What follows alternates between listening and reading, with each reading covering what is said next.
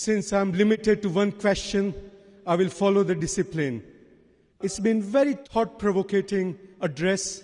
I'm very grateful for that. You have analyzed, to some degree of detail, various religions, the Islam, the Hinduism, Judaism, and even atheists. Is it a question of equality of religions, or do you reckon that there is a case for supremacy of one religion against another? Thank you. The brother asked a very good question. That is there a question of supremacy of one religion over the other religion? Basically, what is the meaning of the word religion?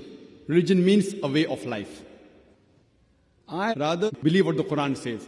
Rather than talking about supremacy, the Quran says, Ta'alaw ila kalmatin sawa'im bayna bainakum. Come to common terms as between us and you.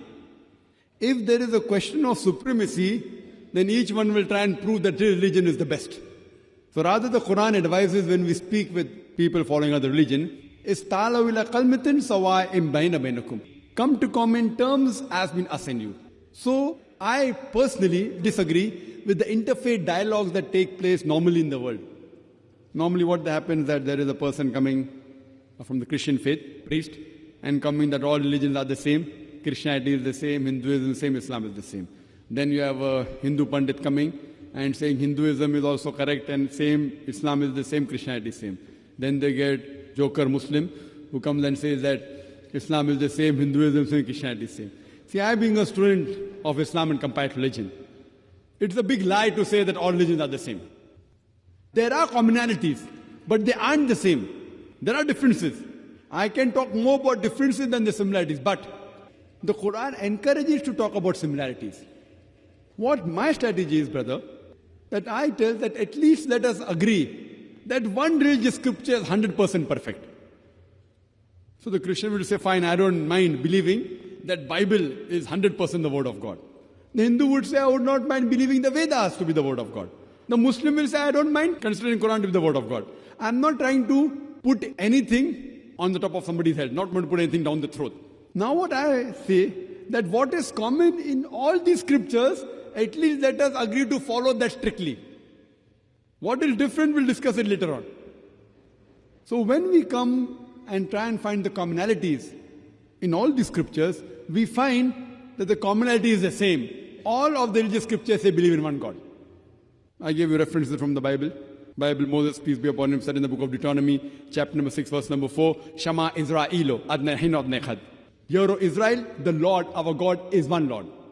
When Jesus Christ, peace be upon him, is asked that which is the first of the commandment, he repeated verbatim the same thing in the Gospel of Mark, chapter number 12, verse number 29. Shama Israelo, Adnai Hino Adnai Khad.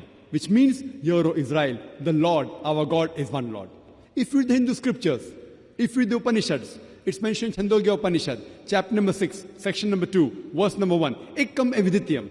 It's a Sanskrit quotation which means God is one without a second. It's mentioned in the Shvetashatar Upanishad, chapter number 6, verse number 9. Nachasya kasij janita nachadipa. Which means of that God, he has got no superior, he has no Lord, he has got no parents. He has got no mother, he has got no father, he has got no superior. It's mentioned in Shvetashatar Upanishad, chapter number 4, verse number 19, Natasya asti. Of him, there is no images. I can give quotations from Bhagavad Gita, Upanishad, Veda, several, talking about oneness of God. So I say that why don't all of us believe in one God? Bhagavad Gita, chapter number 7, verse number 20 says that all those whose intelligence has been stolen by material desires, they worship demigods, they do idol worship. So if you read the Vedas and Bhagavad Gita and the Upanishads, they say there's one God. It's against idol worship.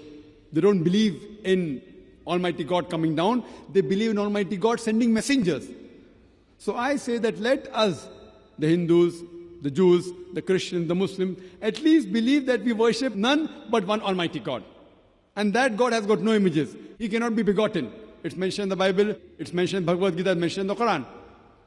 If you study all these scriptures, the next point you come to know which is common is that there's going to come a final and last messenger, Prophet Muhammad, peace be upon him. I gave you quotations in my lecture about Judaism and Christianity. I can give you references even from the Hindu scriptures. If you read Bhavishya Purana, Parva 3, Khanda 3, Adhyay 3, Shlokas 10 to 27, it speaks about Muhammad Sallallahu Alaihi Wasallam. You speak about Kuntab Suktas, Atharva Ved, book number 20, hymn number 127, verse number 1 to 14, speak about Muhammad Sallallahu Alaihi Wasallam. There is a book called as Kalki Purana. It speaks about an avatar, a Kalki avatar to come. It's mentioned in the Hindu scriptures in Kalki Purana that there is a final avatar, Antim Rishi, last messenger going to come, whose mother's name shall be Sumati, which means peaceful, which means Amina. It says the father's name shall be of one who worships Almighty God. Vishnu Yash. Translated to Arabic, it means Abdullah, the name of the parents of Muhammad Sallallahu Alaihi Wasallam. It says that he will be born on the 12th month of Madhav, which is 12th Rabi Awwal. It says that he will be the last and final messenger. Muhammad Sallallahu Alaihi Wasallam, last and final messenger. It says that he will be held with 4 companions, talking about the first 4 caliphs of Islam. And on, he will be born in the place which is known as peaceful. Sambhala, which is Makkah. He'll be born in the family of the chief of Makkah. I've given the talk on Muhammad Sallallahu Alaihi Wasallam Hindu scriptures. So second point of commonality according to me, after believing in one God, you have to follow the last and final messenger to come.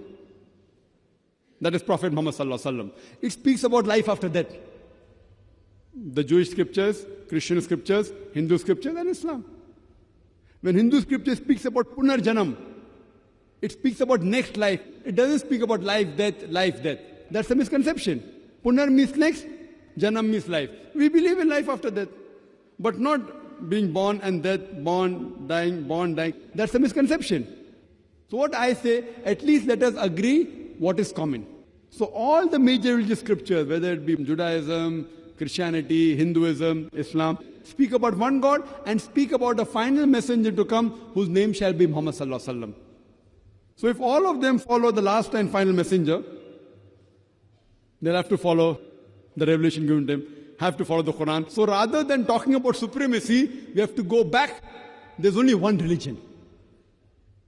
And the one religion, as Allah says in the Quran, in Surah Al-Imran, chapter number 3, verse number 19, Inna Deena Indallahi al-Islam. The only religion acceptable in the sight of Almighty God is submitting your will to Almighty God. Islam. Submitting your will to Almighty God. It's not a label. A person by keeping his name Muhammad, Sultan, Abdullah, Zakir, he will not go to heaven just by having a Muslim name. Muslim is a person who acquires peace by submitting his will to Almighty God. So all the religious scriptures that came previously, brother, by the passage of time they have been changed. Quran is the last and final revelation which has been kept in its pure form.